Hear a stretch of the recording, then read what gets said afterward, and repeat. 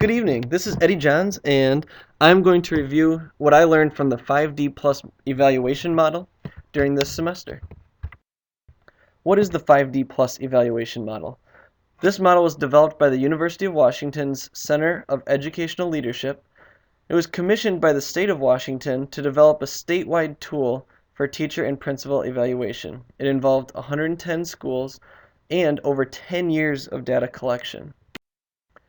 The 5 dimensions are purpose, student engagement, curriculum and pedagogy, assessment for student learning, and classroom environment and culture. The purpose, setting a clear, meaningful course for student learning. This is very similar to what you may have already heard or been using as a teacher with I can statements, learning targets, or daily objectives. The idea is still the same. If a student can leave the class or that hour putting in their own words what the day's purpose was, they have at least a better understanding of what should have been the outcome. Student engagement.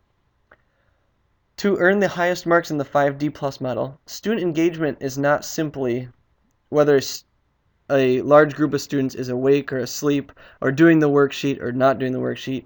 Student engagement truly focuses on the locus of control, and is the teacher doing all the teaching or is the student doing most of the learning? When students start to ask their own questions and guide their own learning, that's when the teacher actually earns higher marks. Curriculum and pedagogy. Ensuring that instruction challenges and supports all students. We've heard this already in the past, perhaps called differentiation.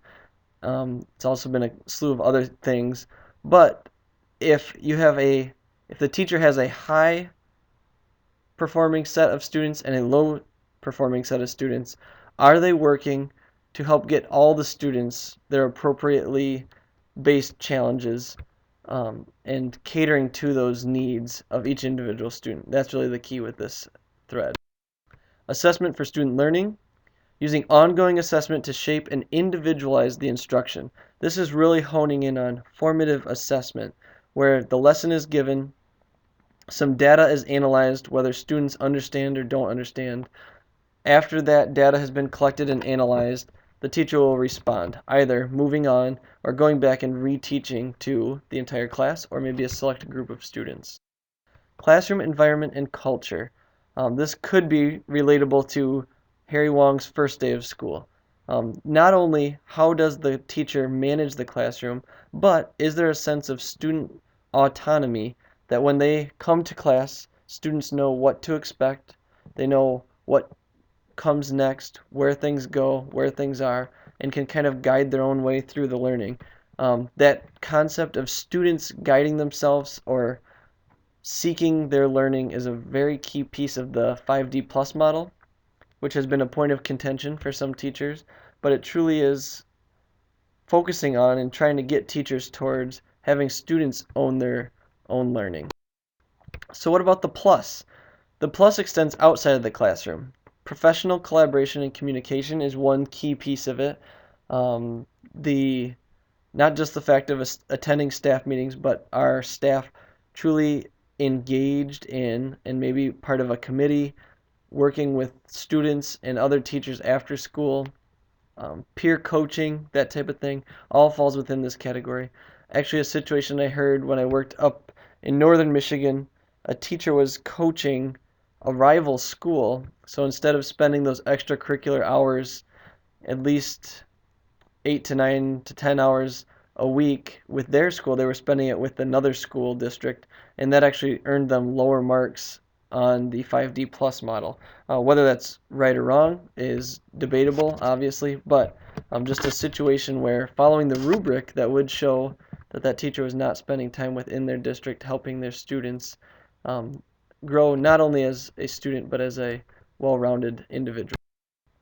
Here's a basic glance at a rubric, pretty typical of a rubric that you may see or hand out to your students if you're still in the teaching side of things. A look at the strand P2. So purpose 2 is connection to previous and future lessons. So if you receive an unsatisfactory rating, it's because the lesson rarely or never links to previous and future lessons. To move yourself up to basic, all the teacher would need to do is clearly link the previous and future lessons to the one that's currently being taught. Continuing on, and P2, all it is verb changes and some clarifiers. The same clearly linked previous and future lessons, but this time the sentence has been added. Lessons build on each other in a logical progression. And then adding one more sentence, students understand how the lessons relate to a previous lesson. So again, distinguish will typically have some piece added into it about the student owning the learning. The 3-2-1 for the 5D plus model. The first thing I learned about the 5D plus model and using this in a mock evaluation cycle is that the rubric provides a concrete evaluation guide, which is something I had not experienced previously as a teacher. Rather than an evaluator just kind of giving a grade based on a couple key things, it really breaks down a rubric for what should happen. Another thing I learned is that the subtle verb choice is really the key for each strand and can earn you a high rating and a low rating based on what the verbiage is for each strand. The third thing I learned is that the more frequent observation model has benefits and restrictions. The 5D plus model is set up to have 6 small observations during its full run with a mid-year conference. Those short snippets can be good for lots of reasons, and I think they do have some downfalls. The mid-year conference, though, seems like a great opportunity to make suggestions as an evaluator, to make suggestions before giving a final evaluation. One wondering I have is, and a lot of teachers that I work with have the same wondering since the 5D plus model is new in our district, is do the rubric ratings line up to the state of Michigan's ratings of ineffective, minimally effective, effective, and highly effective?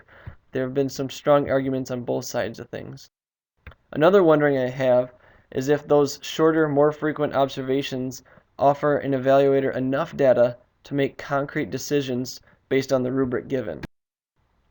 One primary thing I will do as an instructor following this model will be to rearrange some emphasis in instructions so that I can get that locus of control in my students' hands rather than my own.